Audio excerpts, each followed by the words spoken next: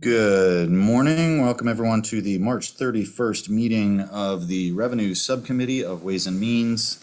We have two House bills to consider at this meeting. We will meet again probably next Tuesday to take up more Senate bills, and we have two additional House bills that are working through amendments that are cross-filed with Senate bills we're going to consider. But for today, let's start with House Bill 838. As introduced, this bill creates a Western Maryland investment fund focused on creating new economic opportunities in Western Maryland. It was one of the primary recommendations of the work group on was it the work group or the task force on the economic future of Western Maryland? We prefer task force. It sounds more, aggressive and substantial. Task force. Okay. Well, we'll call it that then. The amendments are the result of some conversations about fiscal outlay and things like that. So what the amendments would do is alter the bill essentially as amended. If we choose to adopt the amendments, the bill would create mandated appropriation of $10 million a year each year for 3 years. But then after that, rather than terminating the fund, it would allow the fund to remain open for future gubernatorial appropriations, which I presume would be subject to, they would be subject to the General Assembly, but subject to our learning more about how effective the initial investments turn out to be. Delegate Buckle, you have anything to say on the amendments? We sent down, I think, one amendment that I'm not sure George probably knows if it was incorporated, and this was in consultation with Senator Edwards too, that we wanted to move up the effective date for the formation of the board from October to July, basically because this year there is in the supplemental budget, for the monies that are going to come in July 1, 2022, there's a $20 million appropriation that was negotiated. And if we don't have the board set up by July, the $20 million would just sit there for pretty much the entirety of the rest of this year without the ability to meet project needs. So we wanted to move the board up. And I don't know, George, if you were able to incorporate that in or not. Yes, the third clause of the amendment that was emailed to you today moves the effective date up from October 1 to June 1. And that's also where that termination provision that Delegate Lukey described was stricken. Was stricken out of the program. Yep. Then if that's been handled to your satisfaction, you're better at it than what I am. That's perfect. All right, I move the amendments. Second. Any discussion on the amendments? Delegate Polakovich-Carr. Thank you, Mr. Chair. Just a question because I'm sorry, I'm looking through my emails. I don't think I've seen the amendments yet, but are the matching requirements for the grant still in place under the amendments? Yes, for the area for the counties or the other authority has to match. It's not a 50-50 match, but they have to match a certain percentage if it's a capital program or if it's an incentive program. Yeah, the meat and potatoes of the bill hasn't changed at all. It's just dropping it from 20 million mandated for 5 years to 10 million mandated for 3. That's the primary difference. Yeah. I apologize. It appears the amendments weren't emailed. I'll send them quickly, but currently right now, with respect to House Bill 838, it specifies that in each of fiscal years 24 through 26, that $10 million is to be included in the budget. There's a technical correction on page 5 in line 6. And then subsequently, as noted earlier, modification to the effective date and striking the termination provision. I'll send an email quickly with both these amendments as well as the amendments for 1384. So the amendments have been moved and seconded. Is there further discussion? All in favor, please signify by saying aye. Aye. Aye. Any opposed? Okay, the amendments are adopted. Is there a motion on the bill as amended? Move favorable. Second. Bill has been moved and seconded. All those in favor, I almost said all those in flavor. I'm going to start working for McCormick or something. All those in favor, please signify by saying aye. Aye. Aye. Any opposed? Delegate Barnes was the only person that didn't smile at my McCormick joke, and that was painful for me, Daryl. He is a tough audience. House Bill 838 has been sent to full committee. Let's turn now to House Bill 1384. So this is one of the outgrowths, one of the recommendations of the work group on manufacturing that was passed into law by a bill that Delegate Chi had passed, I believe, last year. And there are some amendments on this bill as well. The amendments establish a governance committee within the Department of Commerce to establish eligibility criteria for the program and grant distribution guidelines. Specify that the matching grants provided under the program, this is for advanced manufacturing, must be at least $25,000. They alter the mandated appropriation for the program, reducing it from, I think, 5 million in the bill as introduced to 1 million. And then they sunset the program after 3 years.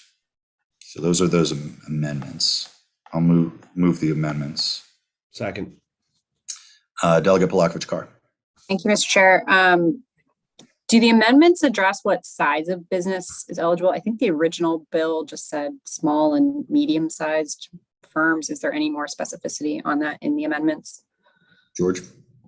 No, the amendments did not specify business size exactly. And I think that generally speaking, there is like federal guidance that generally relates to size related to manufacturers, but it very much depends on the nature of the manufacturing activity that the business is engaged in as to what those sizes are. So I think that the governance committee would be able to provide guidance to the department with respect to business sizes, and potentially would vary depending on the nature of the manufacturing activity that is being engaged in. And if I can ask a follow-up on that, actually, or if Delegate Barnes wants to go next. No, I just wanted to piggyback off of that with the intent of the bill. And if there's no size standards, I mean, that can go left or right depending on, who's on the committee and what they're trying to get accomplished. So, I think Palakovich-Carr brought up a good point on what is the size standards for small or medium-sized business, because I think that would help drive who's going to really benefit from these grant opportunities.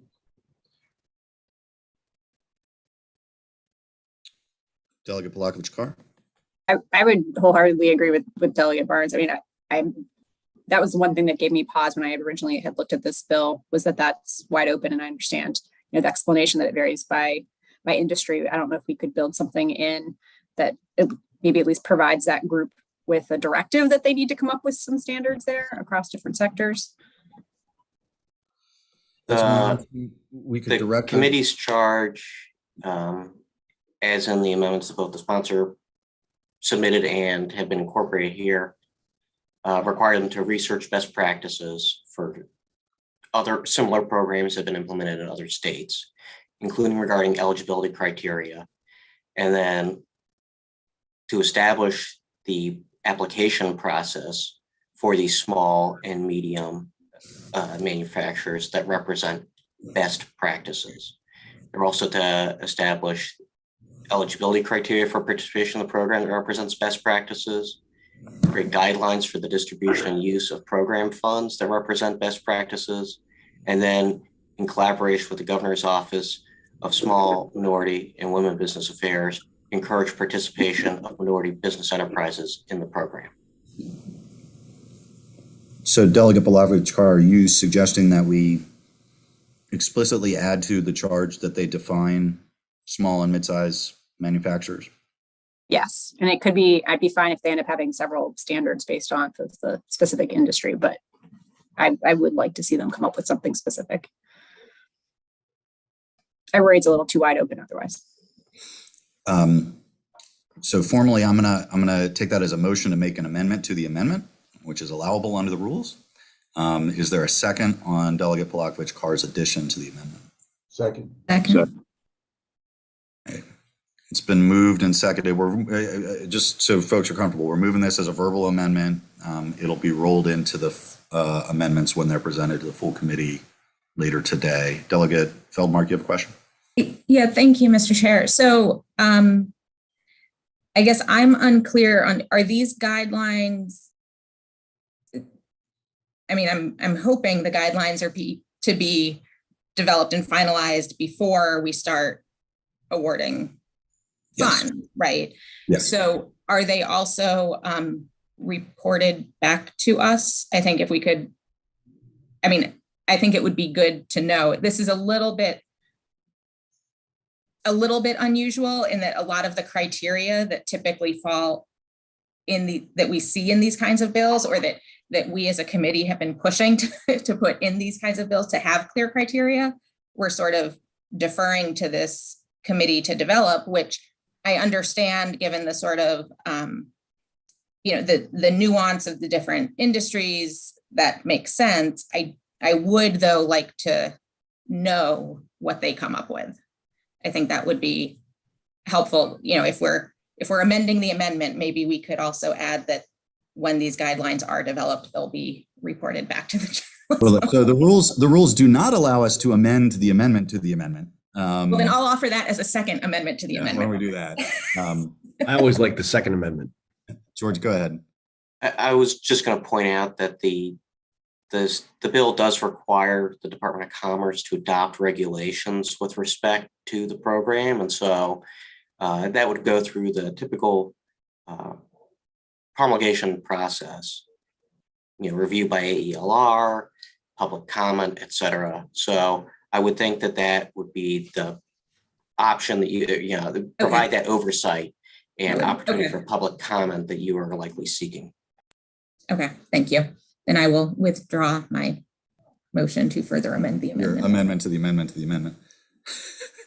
All right, so we still have on the floor the Delegate Plakovich-Parr's amendment to amend the amendment. So that's been moved and seconded. All those in favor of that, please say aye. Aye. Any opposed? Okay, now we have to vote on the amendment itself, which has already been moved and seconded as amended, which is what was sent out, plus the language that Delegate Plakovich-Parr just moved that we add. Is there any discussion on that? All right, all those in favor, please signify by saying aye. Aye. Any opposed? Okay. Is there further discussion on the bill or other amendments? Delegate Feldmark, you're comfortable with the regulations running to AELR, or? Yes, I mean, at least then we'll know when those are finalized and have a chance to review them and take it from there. Yeah. Okay. Delegate Plakovich-Parr. Thank you. Sorry, just was screaming through the amendment one more time. And I see that there's something in here on minority business enterprises. George, can you just speak to what's in the, I guess at this point, the amended bill on that point? Certainly. One moment.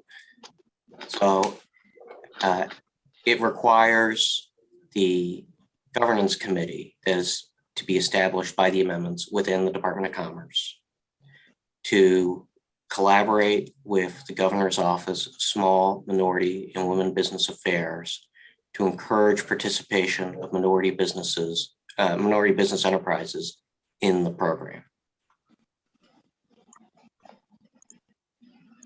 Thank you. I'm sorry. Go ahead, Delegate Barnes. Yes. So I'm lost by that statement. Can you clarify it? Simply is requiring the governance committee that is going to be established within the Department of Commerce to do that outreach, to work with the Governor's Office of Small, Minority, and Women Business Affairs, to have outreach to encourage small minority business enterprises to participate in the program, to apply for the grants that are made available under this program. Yeah, so I guess I'm confused as to the outreach and who are we outreaching to? And I more think that they would utilize GOSBA's affiliate network to reach out to manufacturing enterprises, small and medium enterprise manufacturers that are MBEs, to encourage those manufacturers, make sure they're aware of the program and to be able to participate in it. And then I guess, is it anywhere in the bill that's what type of manufacturing are we going after? Or It's not specific. that's what It's I'm. not specific to a particular subset of manufacturing.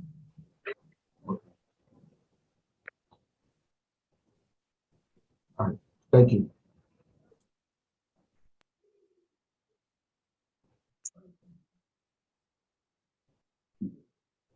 Sorry, I'm just looking back at the bill.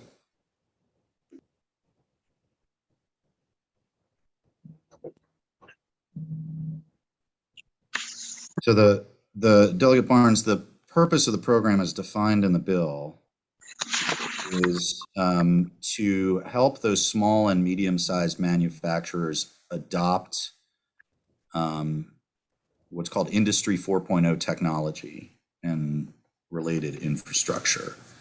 And that's defined as industrial Internet of Things infrastructure, predictive maintenance software, sensor integration into industrial tools and machinery to determine wear or flaws, industrial wearable technology integration to prevent employee injuries, data analytics and visualization software, sensor transmission of real-time information from factory floor to customers or suppliers, and radio frequency identification, RFID tagging, software and equipment utilized to track inventory.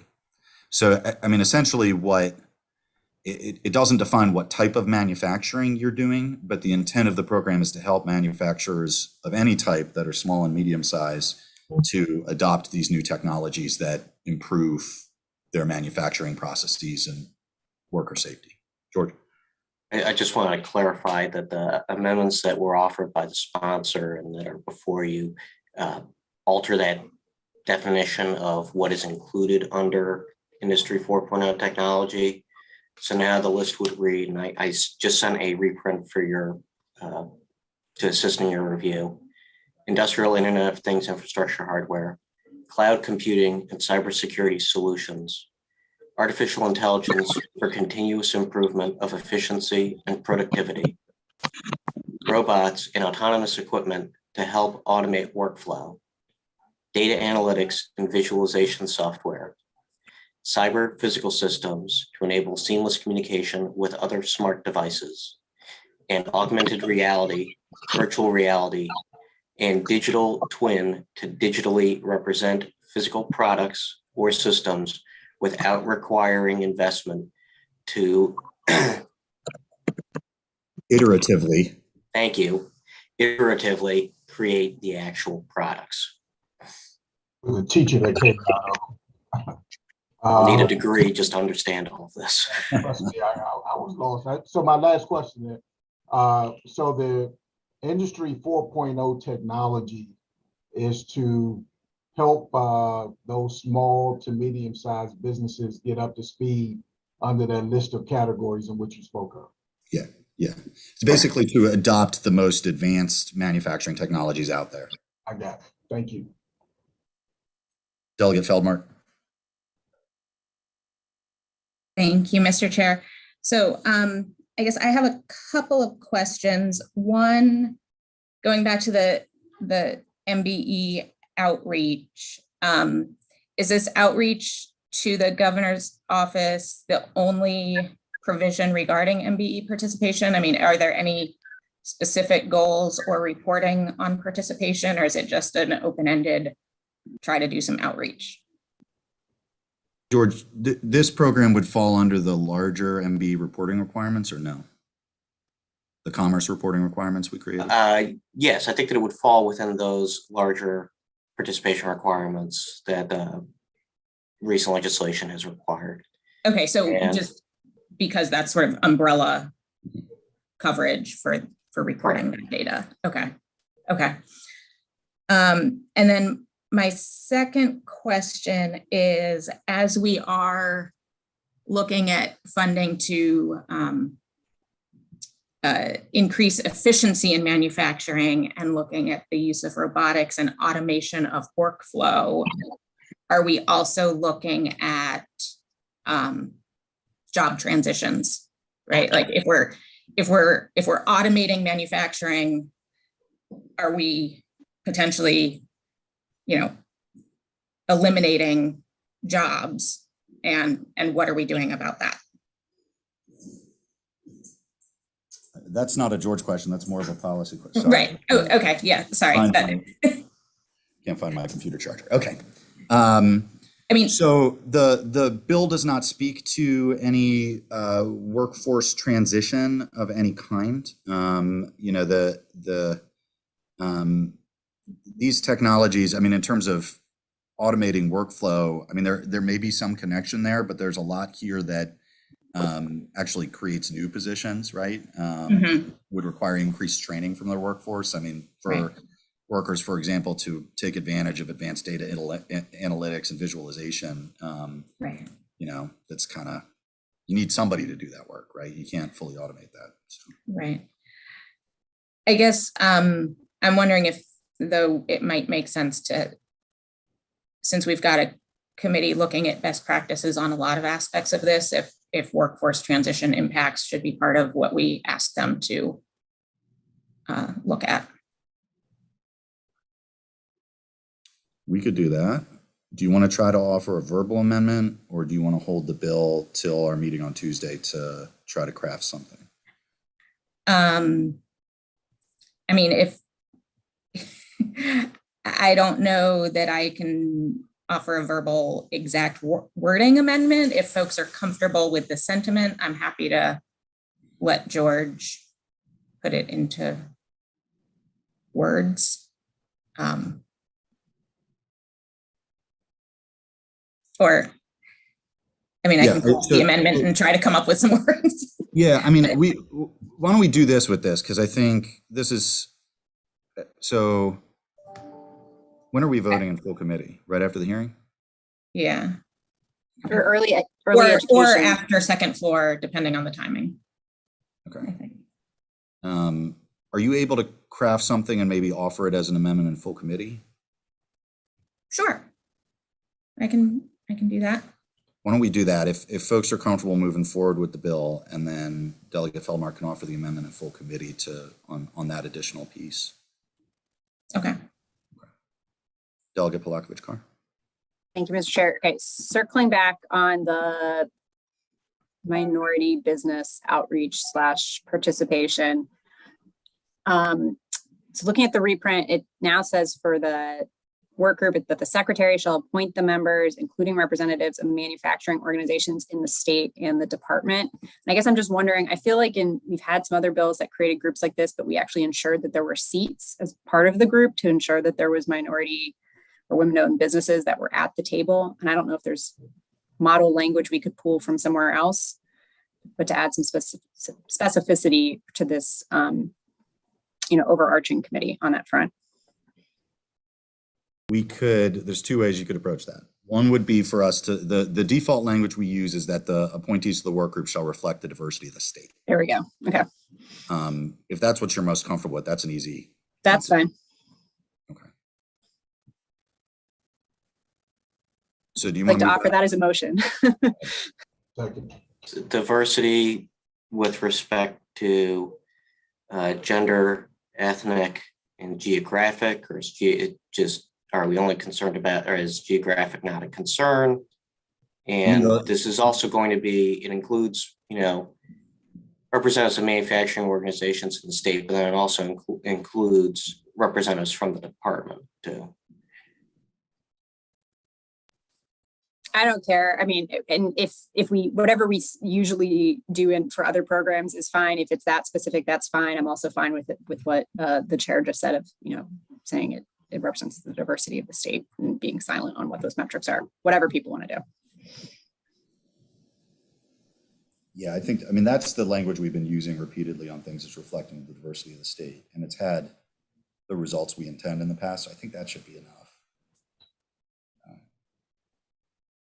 Delegate Feldmar on the amendment. I'm sorry, I need to get in line. This is not on that amendment, although I move favorable on the amendment Delegate Polakovich-Carr was just discussing.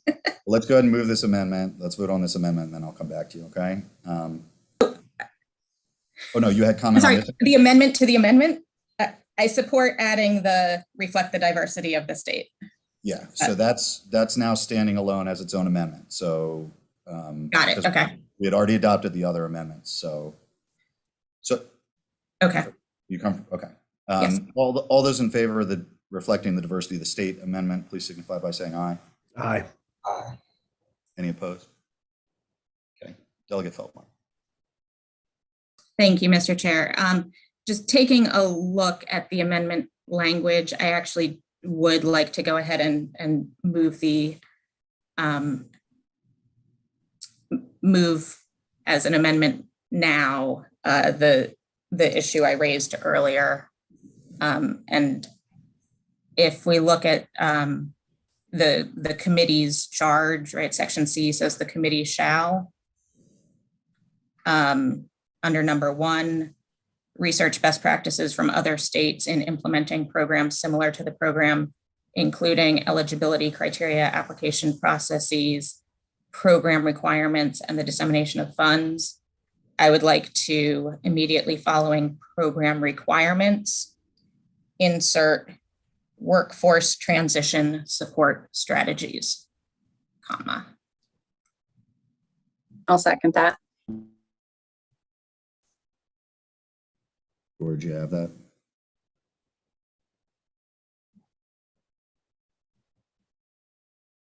Sorry, just tacking on at the end of the list in C1. Yeah, I was just inserting it right before the and, just workforce transition support. Sure, strategy. right after program requirements. Got it. And then Delegate Plavkovich-Carr, with respect to your earlier amendment regarding business size, my thought would be to amend C3 to reflect that. Do you, with respect to business size, do you feel a need to elaborate as to employment, number of employees, annual gross revenues, things of that nature, or are you simply fine specifying business size? I think I'm okay with that, with Okay. just business size.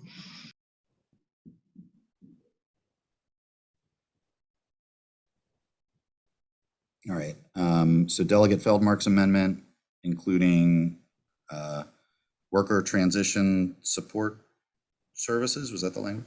Workforce transition support strategies. Okay. I was close. All right, all those in favor of Delegate Feldmark's amendment, please signify by saying aye. Aye. All right. And George, you were just clarifying the earlier language from, okay. All right. Are there further amendments people want to propose? I know you really want us to propose more things. No. Look, I like this. I mean, this is what subcommittee should be. It should be work grouping bills and strategizing about stuff. Like, this is the way it should work. So I'm very happy with this.